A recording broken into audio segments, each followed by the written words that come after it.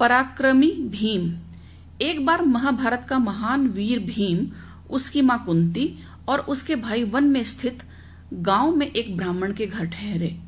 एक दिन कुंती ने बहुत रोने कल्पने की आवाज सुनी।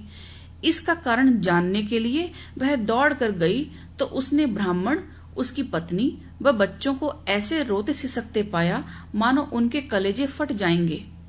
आप क्यों रो रहे हैं? कुंती ने पूछा। प्रिय बहन, ब्राह्मण ने कहा, इस घर के समीप एक अत्यंत शक्तिशाली और दुष्ट राक्षस रहता है। उसके जीते जी कोई हमारे राज्य पर आक्रमण करने का साहस नहीं कर सकता। इस संरक्षण के बदले वह एक भयंकर मूल्य मांगता है। पृष्ठ संख्या 36। प्रतिदिन उसके भोजन के लिए हमें एक गाड़ी भर भात, 2 भैंसे और एक आदमी भेजना पड़ता है। अब हमारी बारी है। यदि मैं चला जाऊं तो मेरे परिवार की देखभाल कौन करेगा? हमारे केवल एक पुत्र और एक पुत्री है, इसलिए मैं उनमें से किसी एक को भी नहीं भेज सकता। कुंती को उसकी दशा पर गहरा दुख हुआ। डरो मत, वह बोली, मैं अपने पुत्रों में से एक को भेज दूंगी। ब्राह्मण को यह स्वीकार नहीं था। पृष्ठ संख्या 37। मैं आपके बेटे को मृत्यु के मुख में नहीं जाने दे सकता, उसने कहा। वह मेरी अपनी मृत्यु से भी अधिक दुखदायी होगा। कुंती ने उसे बताया कि उसका बेटा बहुत शक्तिशाली और महान योद्धा है। कुंती ने भीम को चुना क्योंकि वह उसके पुत्रों में सर्वाधिक बलशाली था।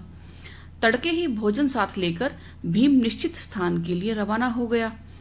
जगह पर पहुंचकर भीम बैठ गया और कानों को बहरा कर देने वाली तथा धरती को हिला देने वाली एक भीषण गर्जना करके उसने राक्षस को आकर अपना भोजन ग्रहण करने के लिए पुकारा। जब वह दैत्य बाहर आया तो बहुत जोर से धमाका हुआ और वातावरण में कालिमा छा गई। दैत्य की बड़ी बड़ी लाल आंखें थी, बाल व दाढ़ी भी लाल थे।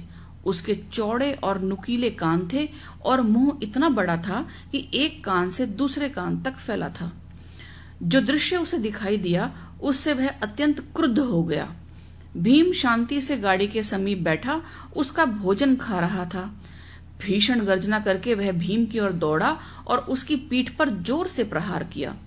भीम को तो मानो कुछ हुआ ही नहीं, वह तो बस मुस्कुराया और खाना खाता रहा। राक्षस के क्रोध की सीमा न रही। उसने एक विशाल वृक्ष उखाड़ा और भीम की हत्या करने के इरादे से उसकी ओर दौड़ा। भीम ने वृक्ष को इतने वेग से वापस फेंका कि उसकी चोट से राक्षस मूर्छित हो गया। फिर भयंकर युद्ध शुरू हो गया। भीम और राक्षस ने वृक्ष उखाड़े और उनसे लड़ते रहे। उन्होंने बड़ी बड़ी चट्टानें एक दूसरे पर फेंकी। पृष्ठ संख्या 38। अंत में भीम ने अपनी बलवान भुजाओं में राक्षस को उठाकर इतनी जोर से पटका कि उसकी मृत्यु हो गई। तीव्र कोलाहल को सुन अन्य सभी दैत्य बाहर निकलकर आए और भयभीत हो खड़े रह गए। उसके बाद राक्षसों ने किसी मनुष्य को नहीं सताया और लोग शांतिपूर्वक रहने लगे। पृष्ठ संख्या 39।